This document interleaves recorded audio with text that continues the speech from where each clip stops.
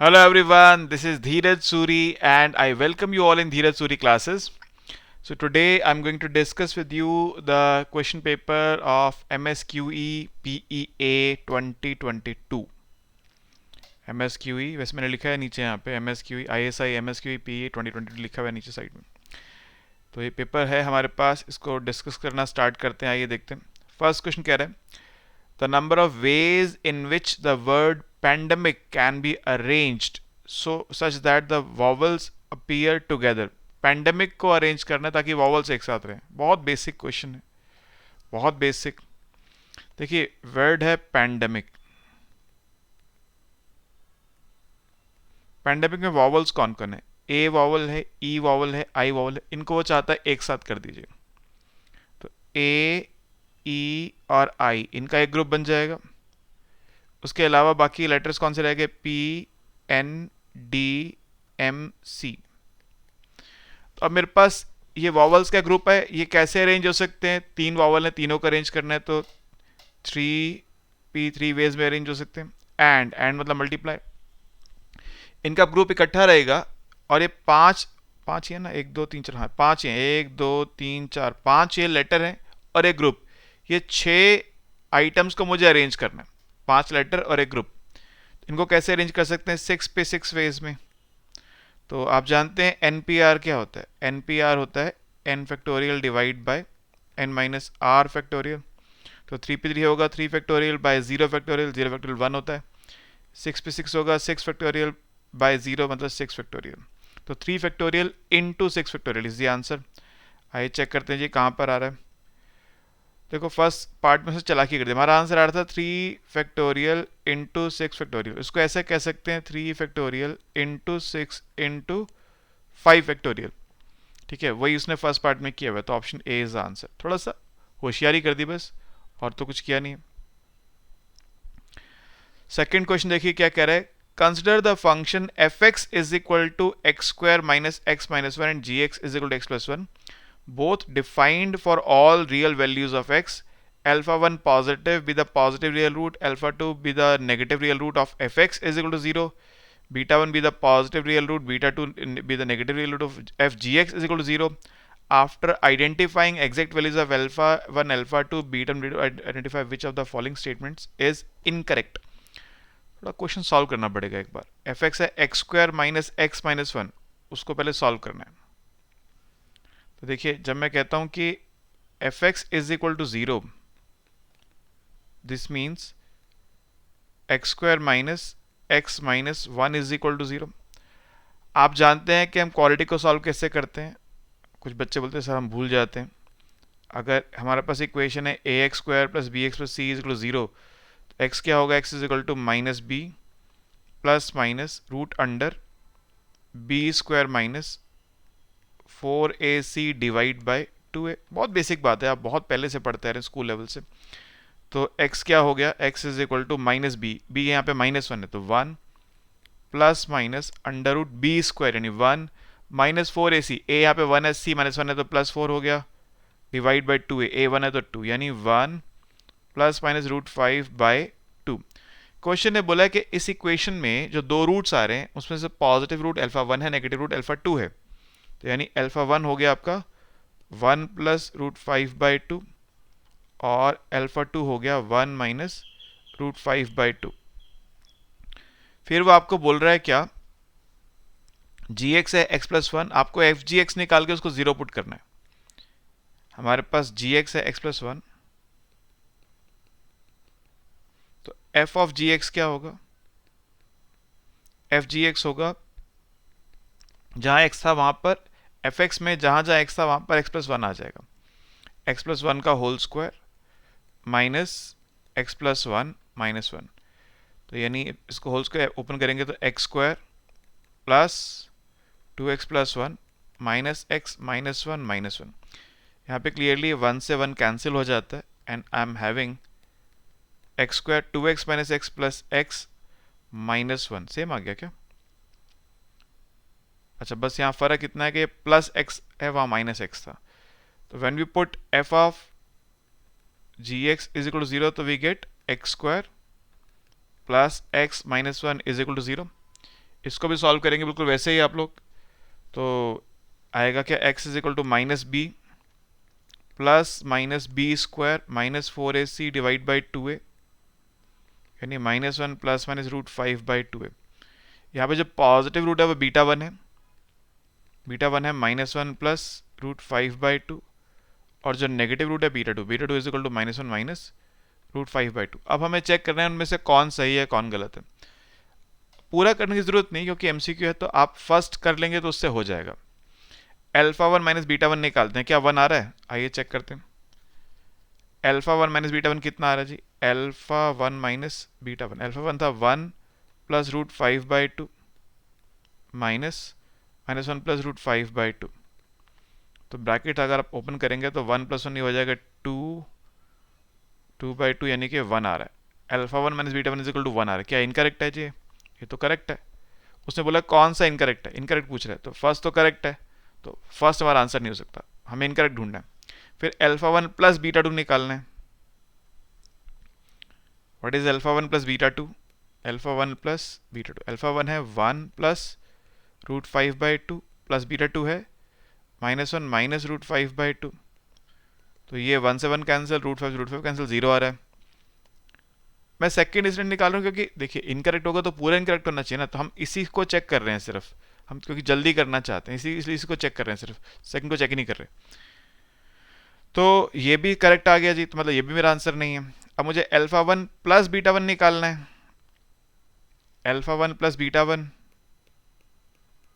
ये आएगा 1 plus √5/2 plus -1 plus √5/2, ये आ जाएगा √5, ये भी करेक्ट है, ये भी करेक्ट है, ये भी आंसर नहीं, तो ऑब्वियसली लास्ट वाला इनकरेक्ट होगा। α1 प्लस α2 -1 होना चाहिए, देखो α1 प्लस α1 है 1 प्लस √5/2 और α2 है 1 माइनस √5/2, तो ये आ रहा है आपका 1 आ रहा है मेरे पास आंसर, यहाँ -1 है, तो ये इनकरेक्ट है, डी इज इनकरेक्ट, और डी ही मुझे इनकरेक्ट ही ढूंढना है, तो मतलब डी मेरा आंसर है।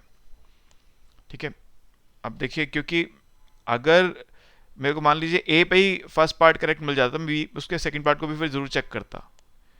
क्यों चेक करता, क्योंकि हो सकता है फर्स्ट पार्ट किन्हीं दो का ठीक हो और सेकंड ना हो, इसलिए करना पड़ता। मगर क्योंकि ए में फर्स्ट पार्ट ही करेक्ट आ गया, मुझे इनकरेक्ट चाहिए था तो छोड़ दिया, उसके आगे चेक नहीं करा। बी में फर्स्ट पार्ट करेक्ट आ गया, सी में फर्स्ट पार्ट करेक्ट आ गया, सी में सेकंड पार्ट पे गया ही नहीं।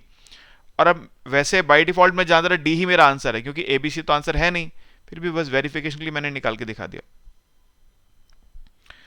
ओके, थर्ड क्वेश्चन देखिए जरा। थर्ड में कह रहा है आपको let the function f x is 1 minus root under 1 minus x square be defined only over all x belonging to 0 to 1, then f of 1 minus f x equals, अच्छा जी, f x है 1 minus root 1 minus x square,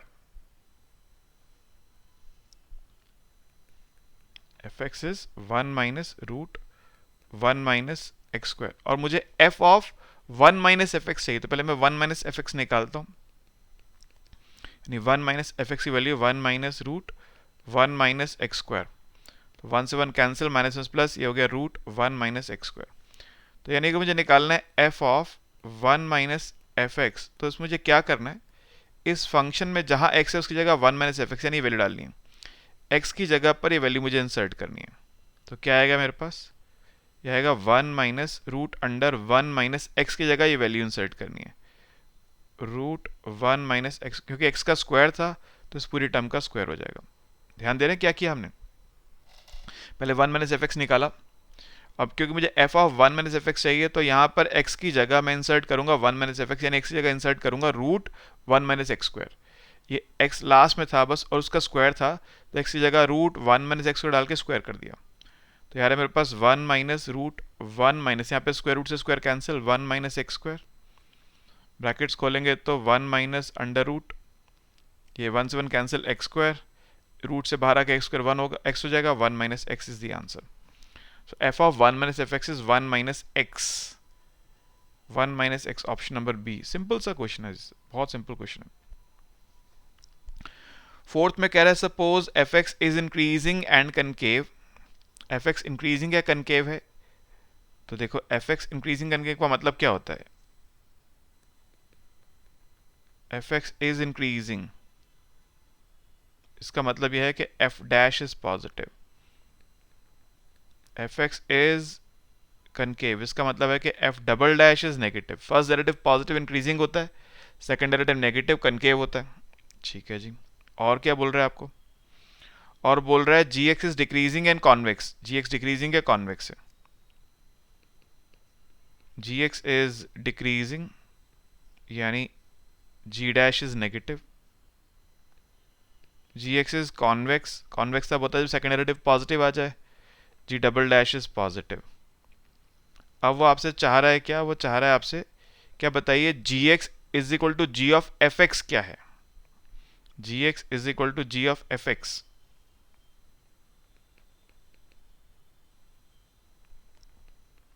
पहले G dash निकालते हैं, G dash होगा, chain rule लगेगा, derivative of external function internal as it is into derivative of internal function. Now we know that g dash is negative f dash is positive, so plus into minus is minus, so this term is negative. G dash negative means g is decreasing. अब इसको हमें ये भी check करना है कि ये concave है या कॉन्वेक्स है, इसलिए इसका सेकंड डेरिवेटिव भी निकालना पड़ेगा। g डबल डैश इन लगेगा product rule, first as it is g dash f x as it is, f dash x का derivative f double dash x plus f dash x as it is g dash f x का g double dash f x into f double dash x. तो इनके sign देख लीजिए, g double dash आपको दे रखा है question में positive है और g डैश नेगेटिव है, तो ये नेगेटिव, और f डबल डैश भी नेगेटिव गिवन है, f डबल डैश भी नेगेटिव, तो फर्स्ट टर्म क्या होगी? फर्स्ट टर्म होगी पॉजिटिव, f डैश पॉजिटिव पता है हमको, g डबल डैश पॉजिटिव पता है हमको, f double dash sorry f dash है, डबल डैश गलती से लिख दिया मैंने, f डैश है, और f डैश हमको पॉजिटिव पता है, तो ये टर्म भी पॉजिटिव हो गई। दो पॉजिटिव का ऐड करके आंसर क्या आएगा? पॉजिटिव आएगा। सेकंड डेरिवेटिव पॉजिटिव मतलब g इज कॉन्वेक्स, तो g जो फंक्शन है, g as a function of g of F x, it is decreasing and convex, तो ये डिक्रीजिंग है और कॉन्वेक्स है, option b decreasing and convex. ठीक है, ओके जी। क्वेश्चन 5 देखते हैं जरा, कह रहा है let A and B be two non singular matrices of same order such that C is equal to B into A into B inverse. देखिए, हम b और a को कब मल्टीप्लाई कर सकते हैं? जब b के कॉलम और a के रो बराबर हों। ठीक है, मगर उसने बोल रहा है b और a दोनों का ऑर्डर सेम है, तो यानी a के जो रो है और a के कॉलम इक्वल होंगे, यानी स्क्वायर मैट्रिक्स है। देखिए, अगर b का order suppose m into n है, तब a का ऑर्डर n इंटू एम होना चाहिए, तभी मल्टीप्लाई कर पाएंगे आप। और वो बोल रहा है क्या कि a और b दोनों का सेम ऑर्डर है, तो अगर b का ऑर्डर m इंटू एन है तो a का भी m इंटू एन होना चाहिए, मगर मल्टीप्लाई नहीं हो पाएगा फिर तो, यानी ये स्क्वायर मैट्रिक्स है, तभी मल्टीप्लाई कर सकते हैं। Square matrix of same order है, n into n, n into n. ठीक है, इससे पता चल गया ये। c दे रखा है b into A into B inverse, then the value of determinant c plus A C plus lambda I. देखिए, बहुत सिंपल सी बात है, c अगर आपके पास है b into A into B inverse, इसका मतलब डिटर्मिनेंट c होता है determinant of b into A into B inverse. Determinant a into B को हम स्प्लिट कर सकते हैं, determinant of a into determinant of b कर सकते हैं, तो ये हो जाएगा determinant of b into determinant of a into determinant of b square. क्योंकि डिटर्मिनेंट जो होते हैं वो स्केलर नंबर्स होते हैं, हम मैट्रिक्स मल्टीप्लिकेशन को कॉम्यूट नहीं कर सकते हैं, a into B is not equal to b into A, लेकिन स्केलर से हो सकते हैं, क्योंकि अभी डिटर्मिनेंट ऑफ b और determinant of b inverse scalars है, इनको अब कॉम्यूट कर सकते हैं, तो ये इनको ऑर्डर चेंज कर लेते हैं, determinant of b into determinant of b inverse into determinant of a, यानी determinant of b into B inverse एक साथ ले लिया, वही प्रॉपर्टी जब स्टार्टिंग में लगाई थी। b into B inverse i होता है, i का डिटर्मिनेंट 1 होता है, so this is determinant of a, so determinant of c is equal to determinant of a, तो determinant of c plus lambda i जो होगा वो होगा determinant of a plus lambda i। वैसे इसका और लंबा प्रोसेस मगर मैंने शॉर्टकट किया सिर्फ आपके लिए भी। ठीक है, तो option number C is the right answer. समझ गए इतनी बात आप लोग? क्लियर है? तो ये अभी फर्स्ट 5 क्वेश्चंस मैंने आज आपके साथ किए हैं डिस्कस। नेक्स्ट क्लास में फिर नेक्स्ट 5 या नेक्स्ट 10 क्वेश्चंस करेंगे, फिर ग्रेजुअली आगे चलेंगे। मैं ऐसा उम्मीद करता हूँ कि आप लोग इस बात को समझ गए हैं। फिर भी अगर आपके मन में कोई क्वेरी है, कोई बात आप समझ नहीं पाए हैं, तो डाउट सेशन में डिस्कस करेंगे। ठीक है जी, ओके, थैंक यू।